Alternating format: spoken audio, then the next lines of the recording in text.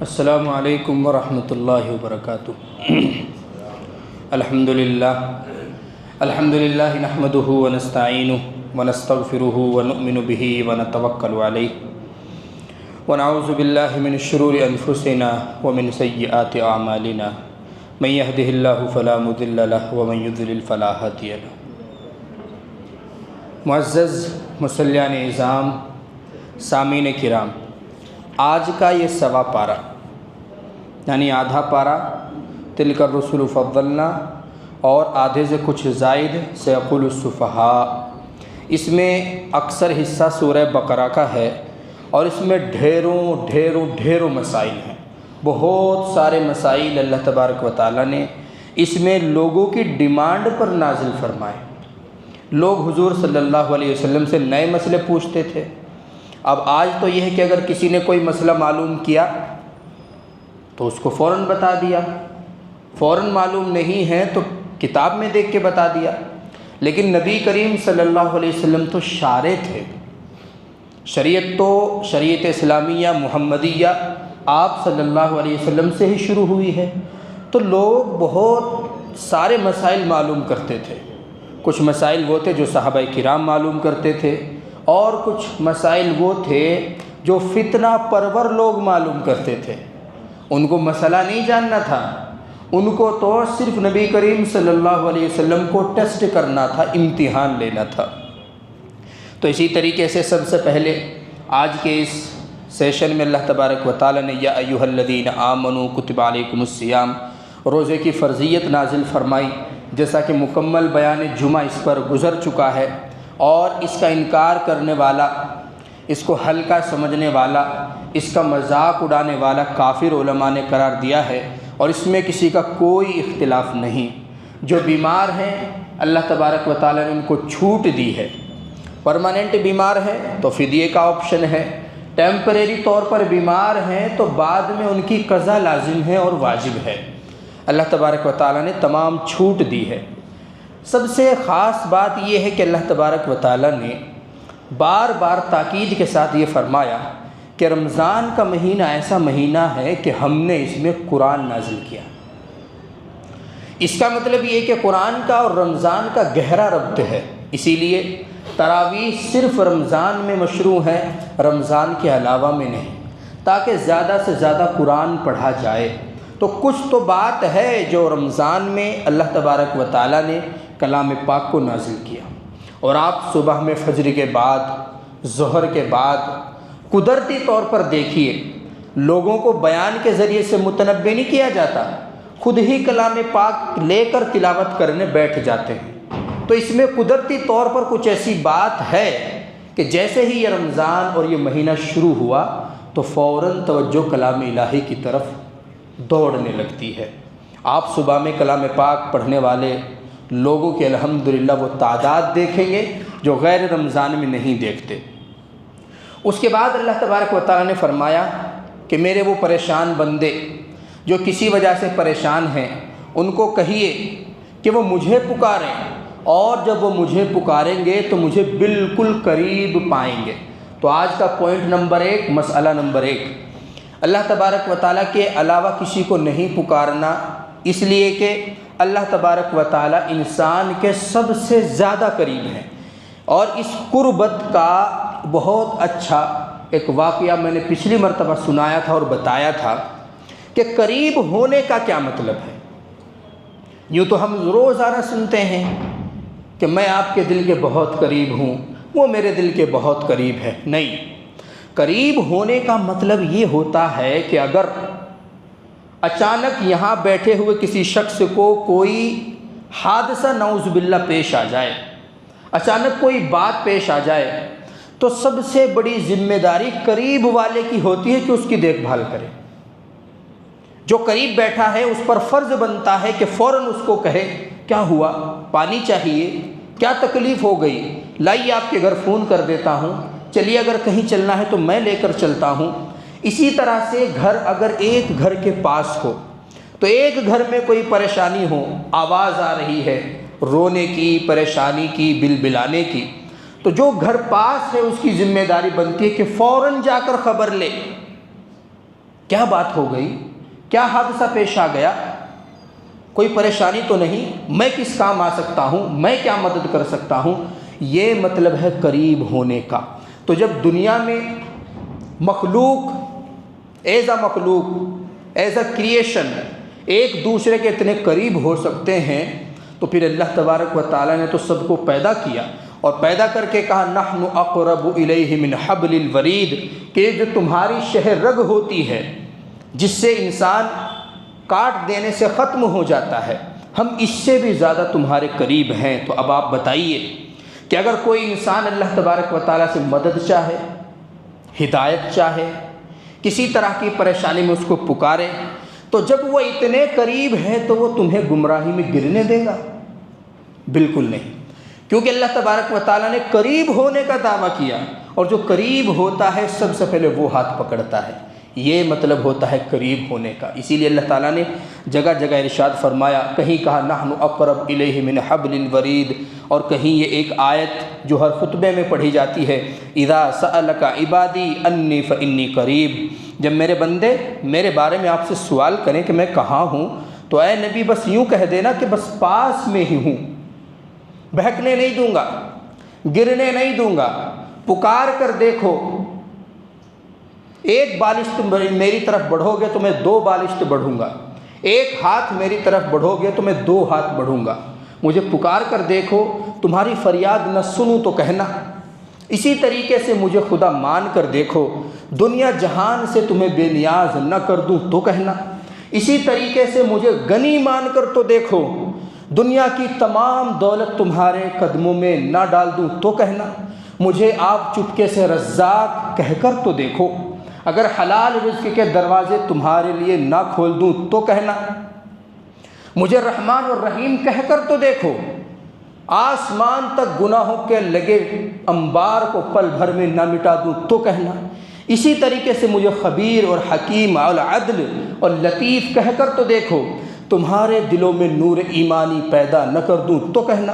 تو اللہ تبارک و تعالیٰ انسان کے بہت قریب ہے، بس اس کو سمجھنے کی ضرورت ہے۔ روحانی طور پر اللہ تبارک و تعالیٰ ہر انسان کے بے حد قریب ہے۔ تو وہی اللہ تبارک و تعالیٰ نے ارشاد فرمایا۔ اسی لیے پوائنٹ نمبر 1، مسئلہ نمبر 1 یہی ہے کہ جب بھی انسان پکارے تو یہ سمجھ کر پکارے کہ اللہ تبارک و تعالیٰ ہی سب سے زیادہ قریب ہے، اور پکارا اس کو جاتا ہے جو سب سے زیادہ قریب ہوتا ہے۔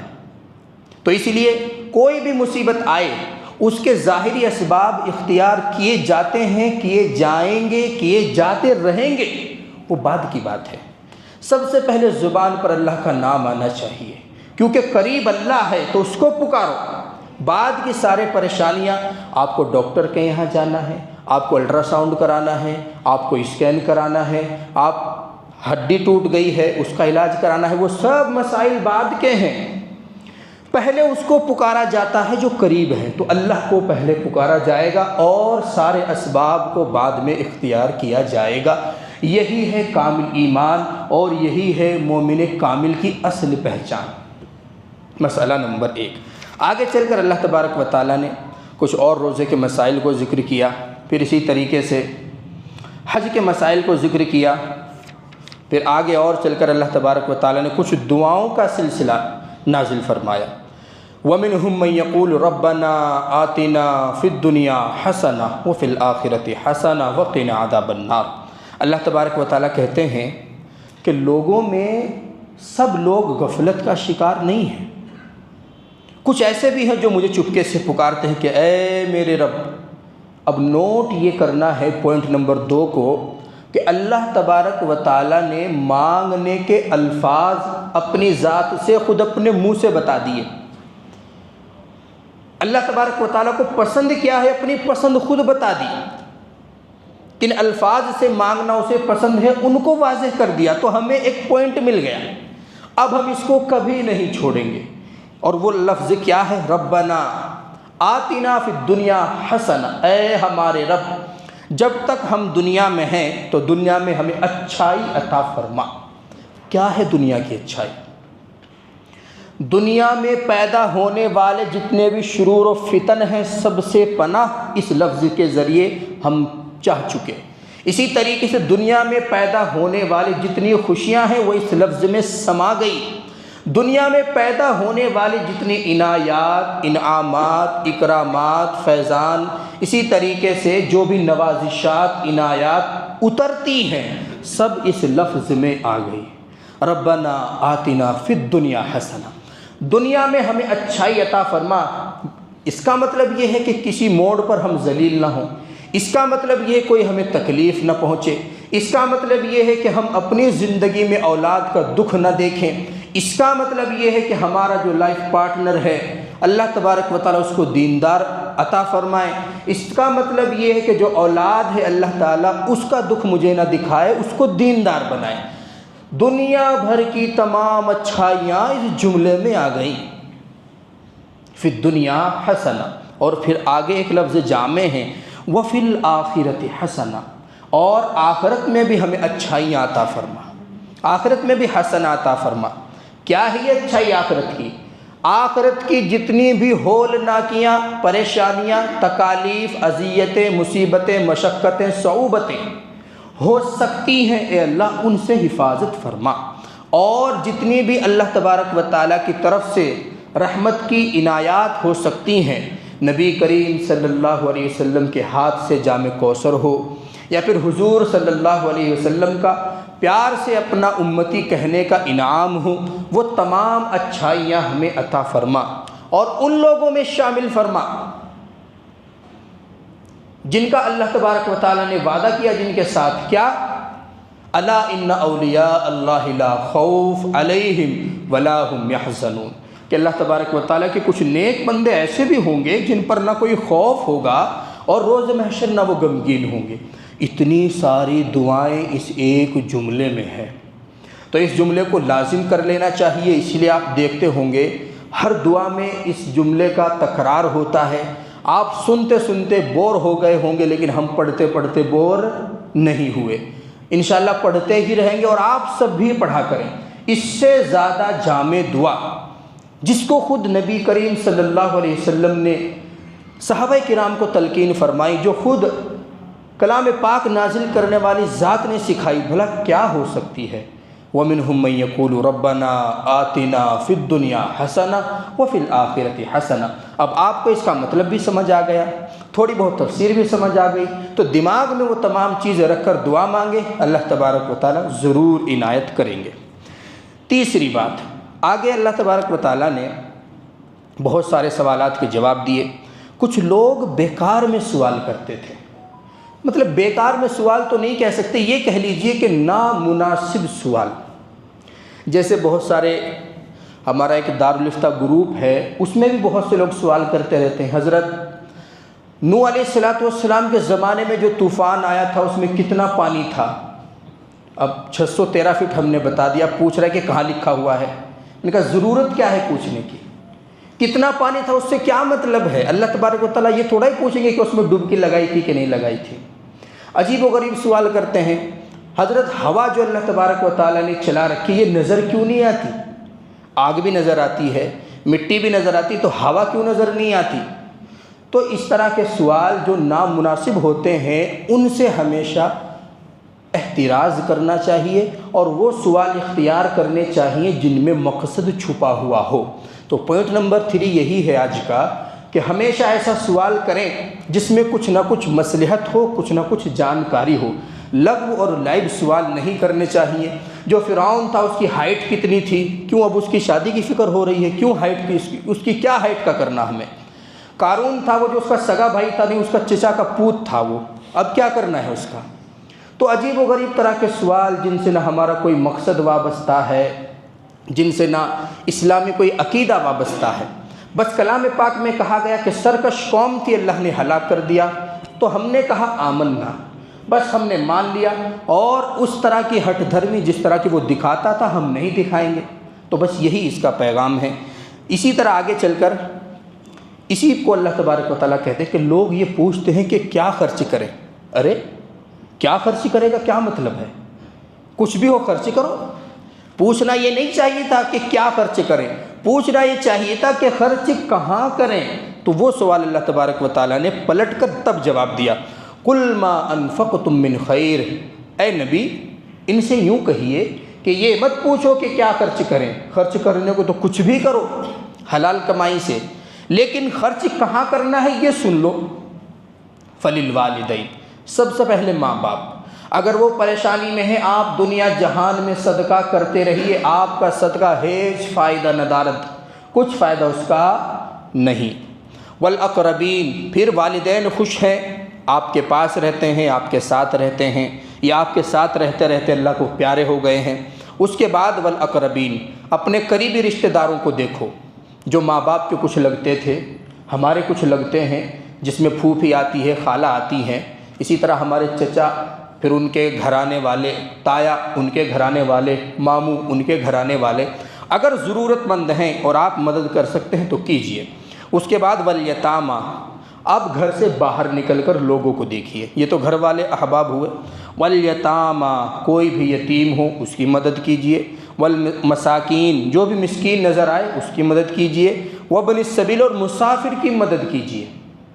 کوئی بھی مسافر ہو، کتنا بھی بڑا مالدار ہو، کتنا بھی بڑا غریب ہو، مسافر مسافر ہوتا ہے، کیونکہ نبی کریم صلی اللہ علیہ وسلم کی حدیث ہے السفر کالسقر، کہ سفر تو جہنم کا ایک ٹکڑا ہے، اور ایک حدیث میں قطعۃ من النار، جہنم کا ایک ٹکڑا، یعنی سفر میں دقتیں آتی ہیں، کوئی مالدار ہو تب بھی اس کو ضرورت پڑتی ہے، غریب ہو تب بھی اس کو ضرورت پڑتی ہے۔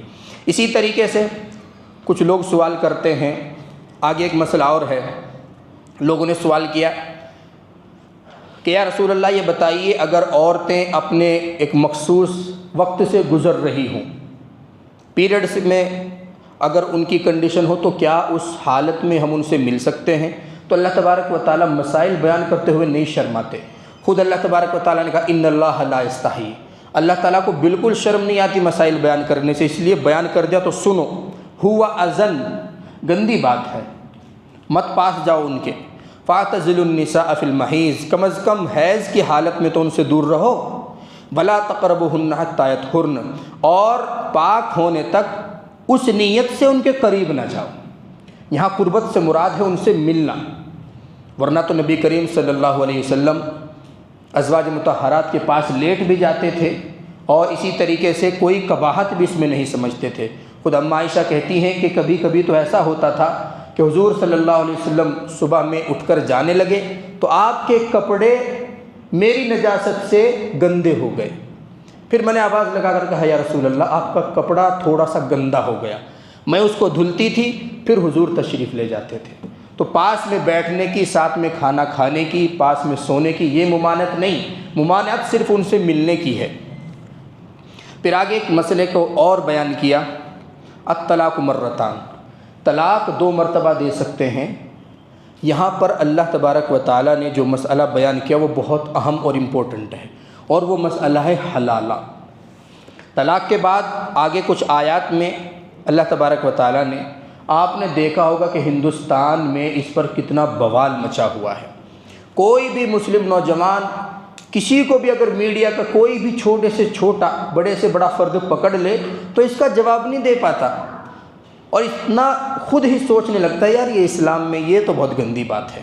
تو آج سمجھ لیجئے کہ حلالہ کیا نہیں جاتا، حلالہ ہوتا ہے۔ اگر کوئی کر رہا ہے تو اس پر تو اللہ اور اس کے رسول کی لعنت ہے، لعن اللہ المحلل والمحلل لہ، جو حلالہ کر رہا ہے اس پر بھی اللہ کی لعنت، جس کے لیے کیا جا رہا ہے اس پر بھی اللہ کی لعنت۔ یعنی پری پلان جو حلالہ ہوتا ہے اس پر اللہ تبارک و تعالیٰ نے اپنے رسول کی زبانی خود لعنت بھیجی ہے، تو یہ کہاں سے جائز ہو سکتا ہے؟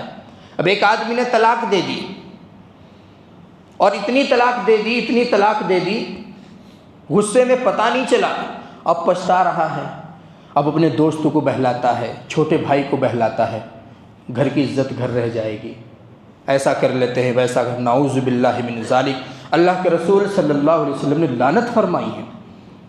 یہ تو حلالہ کرنا ہوا جو حرام ہے۔ حلالہ تو اس بات کو کہتے تھے کہ تم نے کسی وجہ سے غصے میں یا سوچ سمجھ کر آپسی رضامندی سے طلاق اپنے درمیان لے لی، یہ اپنی زندگی میں اور یہ اپنی زندگی میں ایک دوسرے سے بالکل جدا ہو گئے اور رہنے لگے۔ اب عورت نے کسی اور مرد سے شادی کر لی، انفارچونیٹلی اس شوہر نے بھی کسی ریزن سے اس کو طلاق دے دی۔ پھر اس کو خیال آیا، اور اس پہلے والے مرد کو خیال آیا کہ ہم کب تک بھٹکتے رہیں گے، پہلے سے میں اس کے مزاج سے واقف ہوں، وہ میرے مزاج سے واقف ہے، چلو دوسری مرتبہ پوچھ کر دیکھتے ہیں، اگر اتفاق ہو گیا تو دوبارہ نکاح کر لیں گے۔ اب دوسری مرتبہ اس کے پاس پیغام نکاح بھیجا، اس نے ہاں کر دی، اب نکاح ہو گیا، تو یہ ہے حلالہ۔ یعنی کہ یہ کہا جائے گا کہ یہ پہلے شوہر کے لیے حلال ہو گئی، کیونکہ شوہر ثانی سے یہ طلاق لے کر آ گئی۔ لیکن اگر یہ پوری ڈیٹیل جان بوجھ کر پری پلان کی جائے تو اس پر تو اللہ اور اس کے رسول کی لعنت ہے۔ بہت سے ڈیبیٹ میں جاتے ہیں، سوال اور جواب کا علم نہیں ہوتا، اور پھر وہاں سے دانت دکھا کر واپس آ جاتے ہیں اور ان کو ایک شوشہ مل جاتا ہے۔ اسی طریقے سے پھر آگے اللہ تبارک و تعالیٰ نے تفصیل سے اس کو بیان کیا ہے اور رضاعت کے کچھ مسائل کو ذکر کیا ہے۔ پھر آگے اللہ تبارک و تعالیٰ نے وہی مسئلہ جو ہم اپنی رات دن کی تقریروں میں پڑھتے ہیں، من ذا الذی یقرض اللہ قرضا حسنا فیضاعفہ لہ اضعافا کثیرا واللہ یقبض ویبسط والیہ ترجعون۔ کون ہے جو اللہ تبارک و تعالیٰ کو قرض حسن دے؟ کون ہے جو دل بڑا کر کے اللہ تبارک و تعالیٰ کی راہ میں خرچ کرے؟ کیونکہ اللہ تبارک و تعالیٰ ہی مال عطا کرنے والے ہیں، تو جب دنیا جہان کی دولت وہ خود سے دینے والے ہیں تو تم سے کیوں مطالبہ کریں گے؟ اس کا مطلب یہ کہ اگر مطالبہ ہو رہا ہے تو وہ بڑھا کر دینے کے لیے ہو رہا ہے۔ تو اسی لیے جب بھی، تو یہی پوائنٹ نمبر 4 ہے کہ جب بھی آپ صدقہ کریں تو اس نیت سے کریں کہ میں بینک اکاؤنٹ میں جمع کر رہا ہوں، جو میرے اور اللہ کے درمیان ہے وہ سب وہاں پر محفوظ ہیں، اور جن کا منافع بہت جلد ریٹرن ملتا ہے اور بہت زیادہ تعداد میں ہو کر ملتا ہے۔ اسی طریقے سے آخر میں چلتے ہیں، سب سے لاسٹ پوائنٹ۔ اللہ تبارک و تعالیٰ نے فرمایا، جب تیسرے پارے کی ابتدا ہوئی تو اللہ تبارک و تعالیٰ نے فرمایا، یا ایھا الذین آمنوا انفقوا مما رزقناکم من قبل۔ ابھی جو خرچ کرنے کی بات چل رہی تھی اسی کو ترغیب دیتے ہوئے اللہ تبارک و تعالیٰ نے فرمایا، اے ایمان والو، اس سے پہلے خرچ کر ڈالو کہ ایک دن ایسا آ جائے کہ جس میں نہ تو تم کچھ خرید و فروخت کر سکو، نہ تم دوستی کر سکو، نہ کسی کی سفارش تمہارے کام آئے۔ اس سے پہلے خرچ کر ڈالو۔ اور پھر یہاں سے جو آیت الکرسی کی آیات شروع ہوتی ہیں، سورہ فاتحہ، سورہ اخلاص اور آیت الکرسی، مفسرین نے جب ان کی تفسیر لکھنی شروع کی ہے حیران پریشان کر دیتی ہے اس کی تفسیر، کیونکہ سورہ اخلاص اور آیت الکرسی دونوں ایسی چیز ہیں، نہ اللہ تبارک و تعالیٰ نے حضور صلی اللہ علیہ وسلم کا نام لیا، نہ فرشتوں کا نام لیا، نہ دنیا کا نام لیا، اسی طریقے سے نہ مسائل کا ذکر کیا، نہ طلاق کے مسائل کو ذکر کیا، نہ حقوق العباد کو ذکر کیا، نہ حقوق اللہ کو ذکر کیا، بس وہ تعلق ذکر کیا جو انسان کا اس کے رب کے درمیان ہونا چاہیے۔ وہ صفات ذکر فرمائی جو اللہ تبارک و تعالیٰ کی ہیں، اللہ لا الہ الا هو الحی القیوم، ہمیشہ زندہ ہے، جاوداں ہیں، کبھی اس پر موت طاری نہیں ہو سکتی، لا تأخذہ سنۃ ولا نوم، نہ اس کو اونگھ آتی ہے نہ نیند آتی ہے۔ بس اسی مختصر سی بات پر انشاءاللہ بات ختم کرتے ہیں۔ یہاں پر ایک چھوٹا سا واقعہ، ایک شاگرد نے اپنے استاد سے پوچھا، حضرت اللہ تبارک و تعالی ہر چیز پر قادر ہیں، ان اللہ علی کل شیء قدیر، تو جب ہر چیز پر قادر ہیں تو تھوڑی دیر اگر سو جائیں کیا دقت ہے؟ جب ہر چیز پر قادر ہیں تو سو جائیں تھوڑی دیر، یہ کہنے کی کیا ضرورت ہے کہ لا تأخذہ سنۃ ولا نوم، اس کو اونگھ بھی نہیں آتی، اس کو نیند بھی نہیں آتی۔ تو استاد نے کہا، بیٹا ایسا کرنا، جب رات میں سونے کا ارادہ کرو، نیند کا غلبہ ہو تو میرے پاس آ جانا۔ اب وہ خوب اور شدید اور شدت کی نیند کے انتظار میں 1 بج گیا رات میں۔ اب وہ گیا، حضرت اب بہت نیند آ رہی ہے، اب آنکھ کھلے رہنا مشکل ہے، اب میں آ گیا، بتائیے کیا کرنا ہے؟ کہا کہ چیئر پہ بیٹھ جاؤ، اور ایک اس والے ہاتھ میں کانچ کی بوتل تھمائی اور ایک اس ہاتھ میں کانچ کی بوتل تھمائی، کہ ان کو پکڑے رہنا، دھیان رکھنا یہ آپس میں ٹکرائیں نہیں۔ اب وہ لے کے بیٹھ گئے، اب نیند کا تو غلبہ تھا، آنکھ لگتی تھی وہ دونوں بوتلیں ٹکراتی تھی، جب ان کی کھنکھناہٹ کی آواز آتی تھی تو اس کی آنکھ کھلتی تھی، تو پھر استاد مسکرا کر کہتے تھے کہ دیکھ احتیاط سے، بی کیئرفل، کہیں یہ ٹوٹ نہ جائے۔